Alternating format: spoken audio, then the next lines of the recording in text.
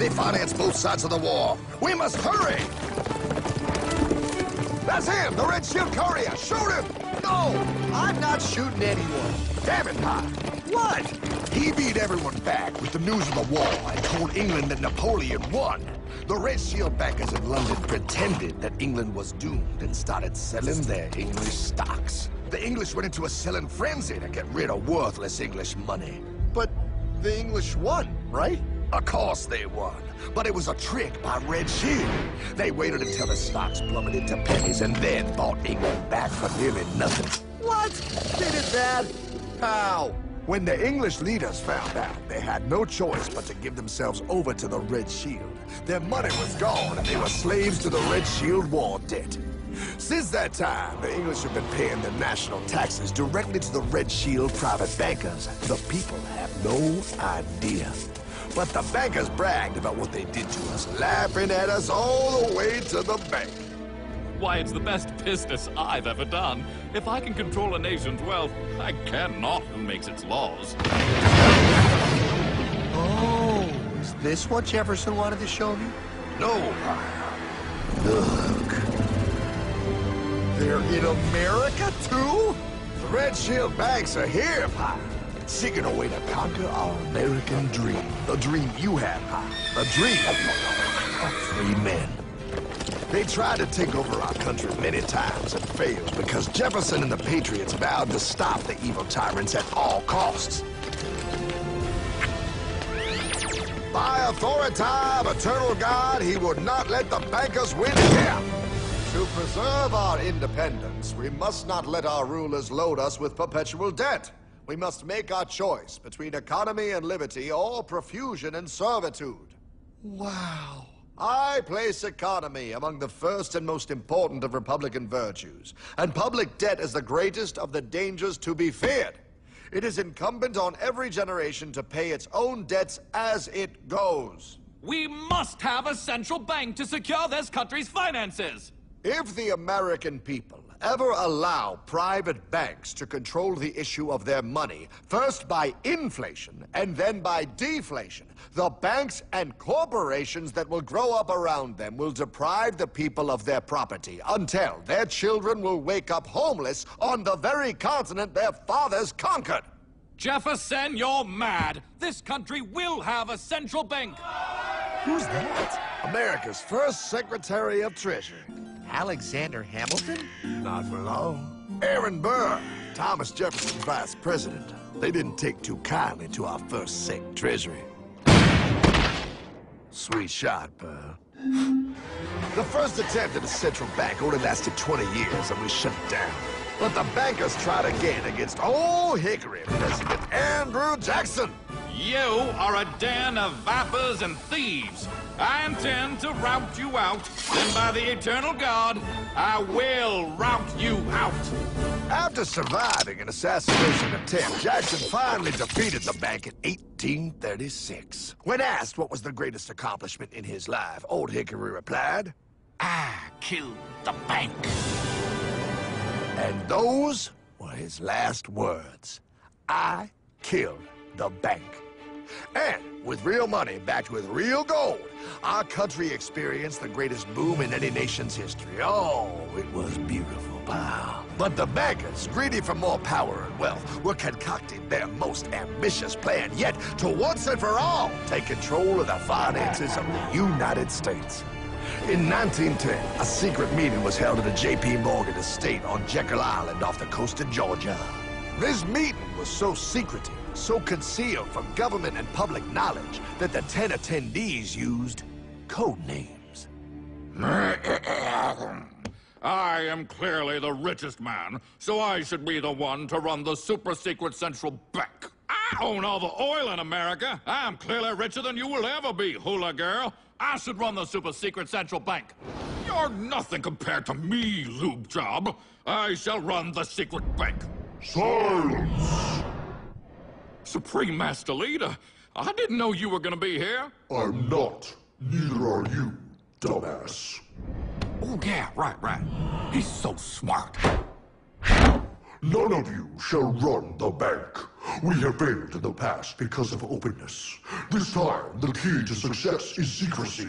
The people must believe that they run the bank. Yes, brilliant! A sneak attack. What's the plan? We first create panic, then we show them the solution.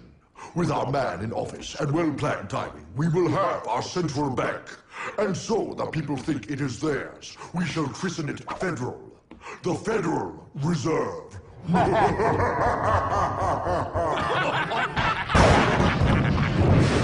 They struck on December 23rd, 1913.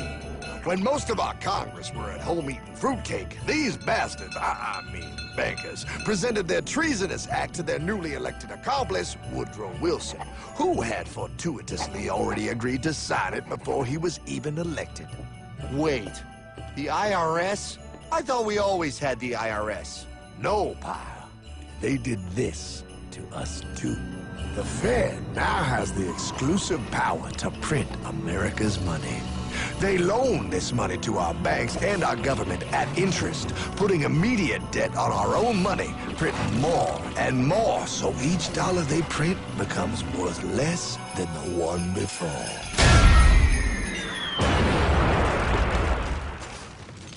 Merry Christmas. What in the hell is that? That pie is how our government now must pay back these debts to the Fed. Your taxes do not go to your government. They don't? It's the greatest theft in human history. But, oh, okay, I mean, I sort of get what you're saying, but it's all so confusing. And really, Hartman, I don't see how it affects me at all. If I had more money, none of this would have happened. Hartman?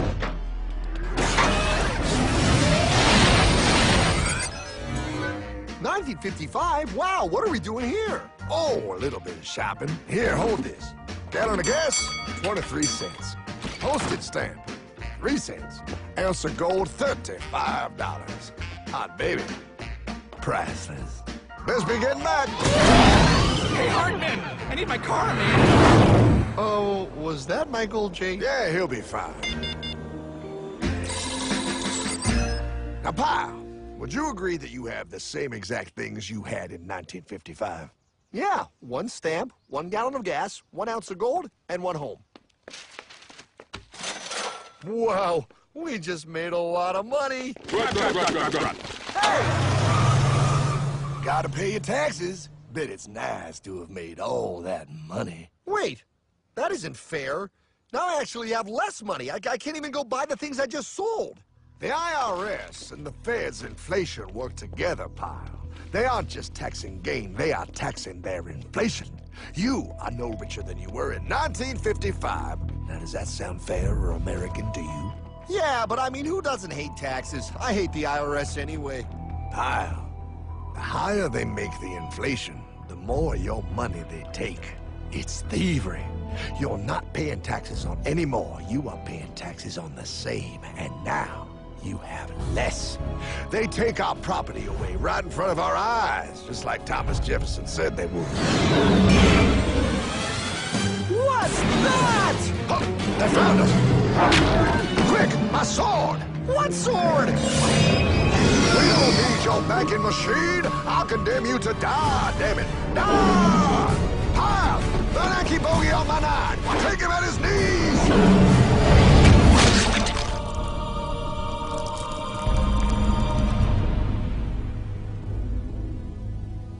For we are opposed around the world by a monolithic and ruthless conspiracy that relies primarily on covert means for expanding its sphere of influence. What's happening? Where am I? I believe perhaps you understand now, pal, but you are afraid. JFK. Hartman, what does this have to do with my house and my dog? Oh, okay, that's enough. I want to go home now. This is the last president to stand up to the Fed. You must see. On June 4, 1963, President Kennedy signed Executive Order 11110. This executive order empowered the U.S. Treasury to issue real money without the Fed. It would have worked. Kennedy's plan to dismantle the Federal Reserve machine had begun. But 6 months later, John F. Kennedy went to Dallas and never returned. No way. No way they could do that. The new president, Lyndon Johnson, threw out Kennedy's order. And since JFK, no president has dared confront the secret powers behind the Federal Reserve. They consolidate bigger and bigger banks, print more and more money, accountable to no one, decimating our nation's wealth for the benefit of a few. Why? Why do this? If they hurt us, it hurts the global bankers too. No, pal. They are protected. They are too big to fail. But I'm not. Those sons of bitches! Sons of bitches all.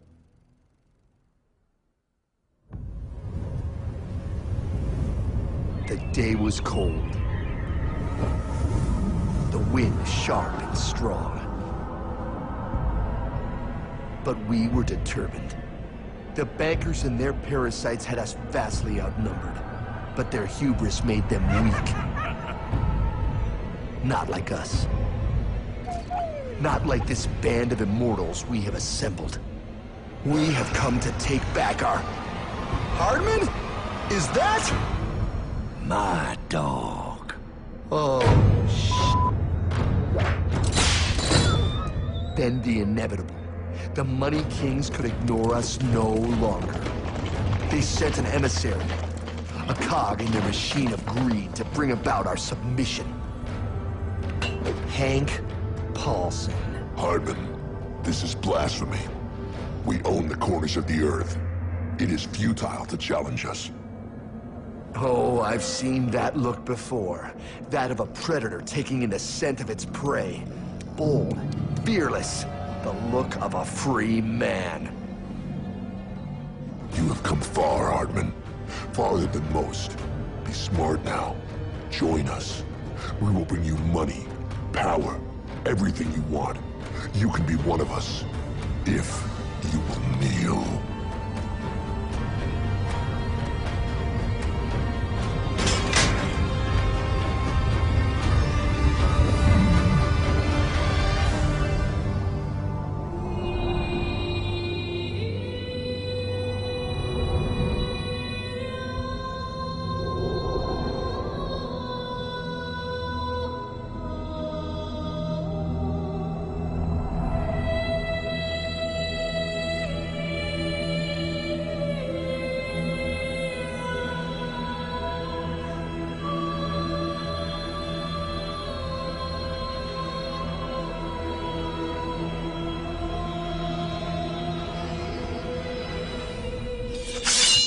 Madman. You're a madman. We're offering you everything. What do you think this is?